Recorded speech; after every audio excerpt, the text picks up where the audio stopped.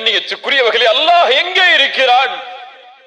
இதை உள்ளத்திலே ஒரு மனிதன் அறிந்தால், இதை உள்ளத்திலே ஒரு மனிதன் ஆழமாக பதிந்து விட்டால் போதும், அவனுடைய வாழ்வில் பாவம் என்பது தொடராது. அப்துல்லா இப்னு உமர் ரலியல்லாஹு அன்ஹுமா. யார் இவர்கள்? அப்துல்லா இப்னு உமர் யார்? உமர் இப்னு கத்தாபுடைய மகனார். அப்துல்லா இப்னு உமர் அவர்கள் மக்காவுடைய ஒரு மலையின் அருகிலே நடந்து செல்கிறார்கள். அங்கே ஆடு மேய்க்கக்கூடிய ஒரு வாலிபன் ஆடுகளை மேய்த்துக் கொண்டிருக்கிறான்.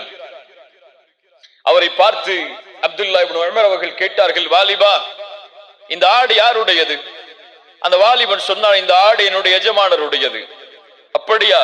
ஒரு ஆட்டை எனக்கு விற்றுவிடு, உன் எஜமானிடத்திலே சென்று ஆடுகளை ஓனாய் தின்று விட்டது என்று கூறிவிடு என்று.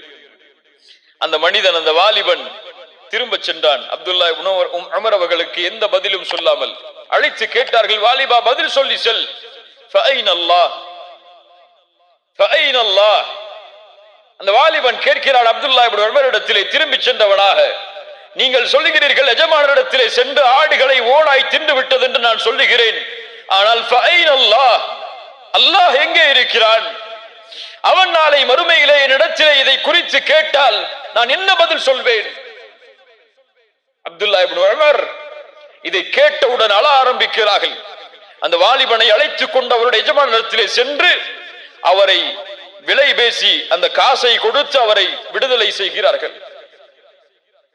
கண்ணியத்துக்குரியவர்களே, இந்த ஒரு அச்சம், இந்த பாவத்தை குறித்து நாளை மறுமையில் அல்லாஹ் என்னிடத்திலே விசாரித்தால் நான் என்ன செய்வேன் என்ற ஒரு பயம் உள்ளத்திலே தொற்றிக் கொண்டால் போதும், தௌபாவுடைய பாதையில் அவன் நடக்க ஆரம்பிப்பான்.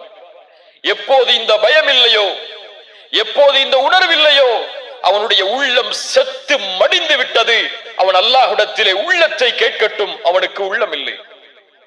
அல்லாஹ் பாதுகாப்பானாக. யாரை இந்த பயம் ஆட்டியது தெரியுமா? எப்படிப்பட்ட நபித்தோழர்களை இந்த பயம் சுற்றி வளைத்தது தெரியுமா?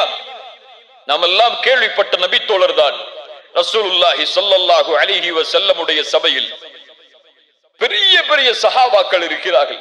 அபூபக்கர், உமர், உஸ்மான், அலி போன்ற மிகப்பெரிய நபித்தோழர்களுடைய சபை. ரசூலுல்லாஹி ஸல்லல்லாஹு அலைஹி வஸல்லம் அவர்களுக்கு இல்மை கற்றுக் கொடுக்கிறார்கள், ஒழுக்கத்தை கற்றுக் கொடுத்துக் கொண்டிருக்கிறார்கள், குர்ஆனை கற்றுக் கொடுத்துக் கொண்டிருக்கிறார்கள்.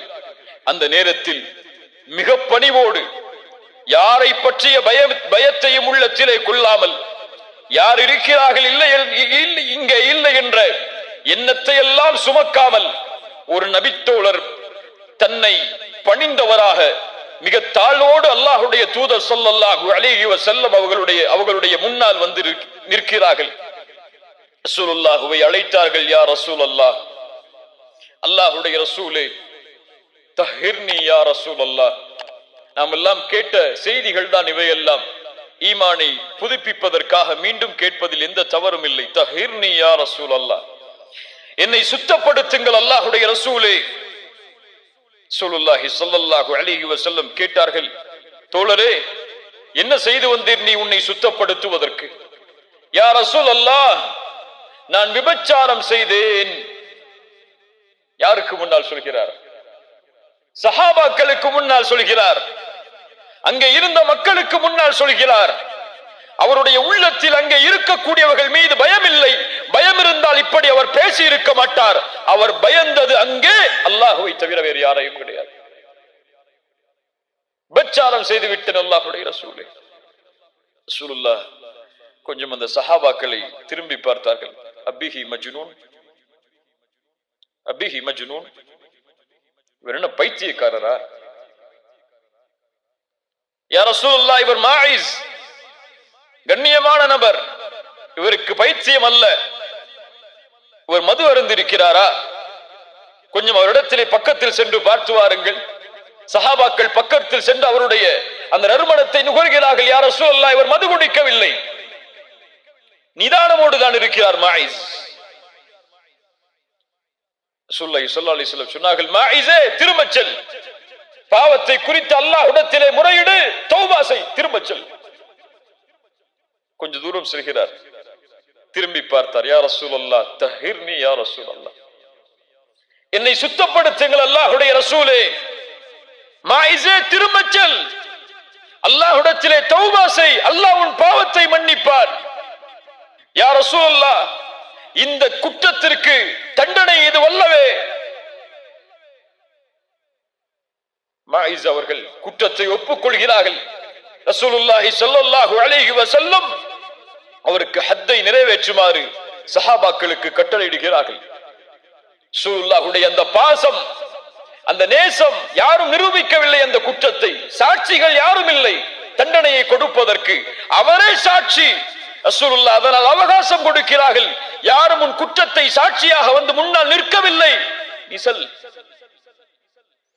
ஆனால் அவர் சென்றிருக்கலாம். அவர் தௌபா செய்திருந்தால் குர்ஆனுடைய வசனம் சொல்லுகிறது அல்லாஹ் அவரை மன்னித்திருப்பான். ஆனால் அவருடைய உள்ளத்தில் இருந்த பயம், இந்த உலகத்தில் நான் தப்பிக்கலாம், நாளை மறுமை என்ற ஒரு நாள் வந்தால் அல்லாஹ் ரப்புல் ஆலமீன் என்னை கை நீட்டி அல்லாஹ் விசாரித்தால் அந்த நேரத்தில் நான் என்ன செய்வேன் என்ற ஒரு பயம் அவருடைய உள்ளத்தை நடுங்க வைத்தது. கண்ணியத்துக்குரியவர்களே, ரசூலுல்லாஹ் தண்டனையை கொடுக்க சொல்கிறார்கள். சஹாபாக்கள் கல்களை எறிகிறார்கள். அவருக்கு தண்டனை கொடுக்கப்படுகிறது. தாங்க முடியாமல் மாயிஸ் ஓடுகிறார். ரசூலுல்லாஹி ஸல்லல்லாஹு அலைஹி வஸல்லம் அவரை பிடித்து வருகிறார்கள். நபித்தோழர்கள் தண்டனையை கொடுப்பதற்காக. ரசூலுல்லாஹ் சொன்னார்கள், அவரை நீங்கள் விட்டிருக்கலாமே, அவர் சென்று தௌபா செய்திருந்தால் அல்லாஹ் மன்னித்திருப்பானே. அவருடைய ஆடை கொஞ்சம் விலகுகிறது. அந்த தண்டனையை கொடுக்கும் பொழுது ரசூலுல்லாஹி ஸல்லல்லாஹு அலைஹி வஸல்லம் சொன்னார்கள், அவரை நீங்கள் மறைத்திருக்கலாமே.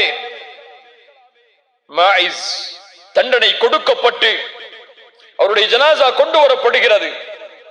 அப்போது அந்த சபையில் இருந்த 2 நபித்தோழர்கள் சொல்கிறார்கள், இவரைத்தான் அல்லாஹ் மறைத்தானே, இவருடைய பாவத்தை தான் அல்லாஹ் மறைத்து விட்டானே, இவர் நினைத்திருந்தால் சென்றிருக்கலாமே.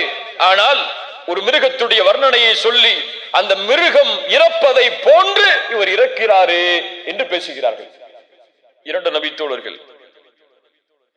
ஸல்லல்லாஹு அலைஹி வஸல்லம் அவர்கள் எதுவும் சொல்லவில்லை. அந்த நேரத்தில் கொஞ்ச தூரம் ரசூலுல்லாஹ் நடக்கிறார்கள். அந்த ஜனாசாவை அடக்கம் செய்துவிட்டு செல்லக்கூடிய வழியில் ஒரு கழுதை இறந்து அழுகி போன மாமிசம் கிடக்கிறது. ரசூலுல்லாஹி ஸல்லல்லாஹு அலைஹி வஸல்லம் கேட்டார்கள், மாயிஸை பற்றி பேசி அந்த 2 நபித்தோழர்கள் யார்? முன்னால் கொண்டு வரப்பட்டார்கள். ரசூலுல்லாஹி ஸல்லல்லாஹு அலைஹி வஸல்லம் சொன்னார்கள், நீங்கள் கீழே இறங்கி அந்த மாமிசத்தை சாப்பிடுங்கள் என்று. யா ரசூலுல்லாஹ், இதை எப்படி சாப்பிடுவது? உங்கள் சகோதரனின் மாமிசத்தை நீங்கள் சாப்பிட்டதை விட இது மேலானது. அல்லாஹு அக்பர். என்ன தீன் இது? ஒரு விபச்சாரம் செய்யப்பட்ட குற்றம் நிரூபிக்கப்பட்டவருடைய கண்ணியம் கூட பாழாக கூடாது. அது பாழாகாமல் ஒரு நபி அந்த கண்ணியத்தை பாதுகாக்கிறார்கள் என்றால் இந்த சமூகத்துடைய நிலைமை எங்கே முஃமின்களின் கண்ணியம் பாதுகாக்கப்படுகிறது? எங்கே முஃமின்களின் கண்ணியத்தை பிற முஃமின்கள் பாதுகாக்கக்கூடிய சூழ்நிலை இந்த உலகத்திலே இருக்கிறது? ரசூலுல்லாஹி ஸல்லல்லாஹு அலைஹி வஸல்லம் எதனுடைய கண்ணியத்தை எல்லாம் பாதுகாத்து இருக்கிறார்கள் தெரியுமா? ஹுதைபியா உடன்படிக்கைக்கு ரசூலுல்லாஹி ஸல்லல்லாஹு அலைஹி வஸல்லம் தன்னுடைய வாகனத்தில் பயணித்து வருகிறார்கள். ரசூலுல்லாஹ்வுடைய வாகனத்தின் பேர் என்ன? பேர் என்ன? ரசூலுல்லாஹ்வுடைய ஒட்டகத்துடைய பேர் என்ன? கஸ்வா. ஹுதைபியாவுடைய இடம் வரும் பொழுது அந்த கஸ்வா கொஞ்சம் திமிரு கொள்கிறது, கொஞ்சம் அடம் பிடிக்கிறது. சஹாபாக்கள் சொன்னார்கள், கஸ்வா திமிரு கொள்கிறது, கஸ்வா திமிரு கொள்கிறது, முரண்பிடிக்கிறது. ரசூலுல்லாஹி ஸல்லல்லாஹு அலைஹி வஸல்லம் உடனடியாக சொன்னார்கள், கஸ்வா திமிரு பிடிக்காது, அது அதனுடைய குணமும் அல்ல. அஸ்ஹாபுல் ஃபீலை தடுத்தவன் இதையும் தடுத்திருக்கிறார்.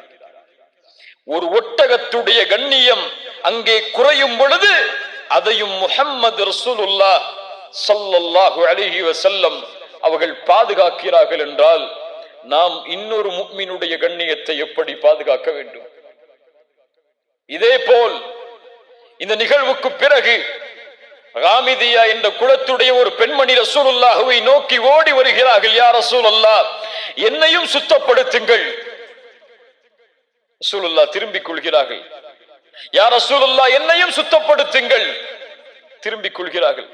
யா ரசூலுல்லாஹ், சுத்தப்படுத்தி ஆக வேண்டும். மாஇஸை விரட்டியதை போன்று என்னையும் விரட்டி விடாதீர்கள். ஒரு பெண் நபித்தோழர்களுக்கு மத்தியில் வந்து இப்படிப்பட்ட ஒரு குற்றத்தை ஒப்புக்கொள்கிறார்கள் என்றால் அவர்களுடைய உள்ளத்தில் இருந்த ஈமானை எல்லாம் எப்படி வர்ணிப்பது? ஸல்லல்லாஹு அலைஹி வஸல்லம் கேட்டார்கள், பெண்ணே, இதற்கு சாட்சி யார்? இந்த பெண் சொன்னார்கள், யா ரசூலல்லாஹ், என்னுடைய கற்பம், இதுதான் அதனுடைய சாட்சி. ஸல்லல்லாஹு அலைஹி வஸல்லம் சொன்னார்கள், வமா அர்ஸல்னாக இல்லா ரஹ்மத்தல் லில் ஆலமீன். நீ சென்று இந்த குழந்தையை பெற்றெடுத்ததற்கு பிறகு வா. எத்தனை மாதம்? எத்தனை மாதம் குழந்தை பெற்றெடுப்பதற்கு? 10 மாதம். 10 மாத அவகாசம். அந்த பெண் அல்லாஹ்விடத்திலே திரும்பி தௌபா செய்திருப்பார்கள், அல்லாஹ் மன்னித்திருப்பான் இன்ஷா அல்லாஹ். அது ரசூலுல்லாஹ் பின்னால் சொல்கிறார்கள். ஆனால் 10 மாதத்திற்கு பிறகு எந்த கண்காணிப்போடும் அனுப்பப்படாத அந்த பெண் மீண்டும் திரும்பி வருகிறார்கள். யா ரசூலுல்லாஹ், சுத்தப்படுத்துங்கள். கையில் இதோ குழந்தை பெற்றெடுத்து விட்டேன். ரசூலுல்லாஹ் சொன்னார்கள், இந்த குழந்தைக்கு யார் உணவு கொடுப்பது? நீ சென்று இந்த குழந்தைக்கு உணவை கொடுத்து பால்குடி மறக்கடிக்கப்பட்டதற்கு பிறகு வா. பால்குடி மறக்கடிப்பு எத்தனை ஆண்டுகள் இஸ்லாமில்? 2 ஆண்டுகள். அல்லாஹு அக்பர். நேற்று செய்த பாவம் என்ன என்று கூட இன்று எனக்கு ஞாபகம் இல்லை. இந்த வாரத்தில் என்ன பாவம் செய்தேன் அல்லாஹ்விற்கு மாற்றமாக என்று கூட என்னுடைய உள்ளத்தில் நினைவில்லை. ஆனால் புத்தகத்தில் பதியப்பட்டு இன்னும் மன்னிக்கப்படாமல் இருக்கிறது. அல்லாஹ் பாதுகாப்பானாக. 2 ஆண்டுகளுக்கு பிறகு மீண்டும் அந்த குழந்தையை கையில் சுமந்து கையில் ரொட்டியை எடுத்தவர்களாக அல்லாஹ்வுடைய தூதருக்கு முன்னால் வந்து, யா ரசூலல்லாஹ், இந்த குழந்தை உணவை சாப்பிடுகிறது, எனக்கு தண்டனையை கொடுங்கள். ரசூலுல்லாஹ் சொன்னார்கள், அந்த சஹாபி அழைத்து, இந்த குழந்தையை நீங்கள் பொறுப்பெடுத்துக் கொள்ளுங்கள் என்று கூறி அந்த பெண்ணுக்கு தண்டனை கொடுப்பதற்காக நிறுத்தப்படுகிறார்கள். சஹாபாக்கள் அந்த பெண்ணை தண்டனையை கொடுப்பதற்காக கல்லால் எறிகிறார்கள். அல்லாஹு அக்பர். அந்த பெண் இறந்து விடுகிறார்கள். ரசூலுல்லாஹி ஸல்லல்லாஹு அலைஹி வஸல்லம் அந்த பெண்ணுடைய ஜனாசாவிற்கு தொழுகை நடத்துவதற்காக முன்னால் செல்கிறார்கள். உமர் இப்னுல் கத்தாப் ரலியல்லாஹு அன்ஹு ரசூலுல்லாஹுடைய முன்னால் வருகிறார்கள். யா ரசூலல்லாஹ், இந்த பெண்ணுக்கு நீங்கள் தொழுகை நடத்துகிறீர்களா? அவள் விபச்சாரம் செய்த பெண். விபச்சாரம் செய்த பெண்ணுக்கு நீங்கள் தொழுகை நடத்துவதா? உமரே, உனக்கு தெரியுமா, இந்த பெண் செய்த தௌபாவை மதீனாவில் வாழக்கூடிய 70 பேருக்கு பங்கு வைத்தாலும் விசாலமாகும்.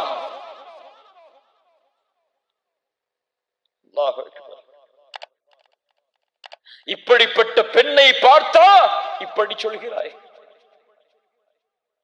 எங்கே ஒரு முஃமினுடைய கண்ணியம் பாழாக்கப்படுமோ அங்கே ரசூலுல்லாஹ் சினம் கொள்வார்கள், அந்த முஃமினுடைய கண்ணியத்தை பாதுகாப்பதற்காக. நாம்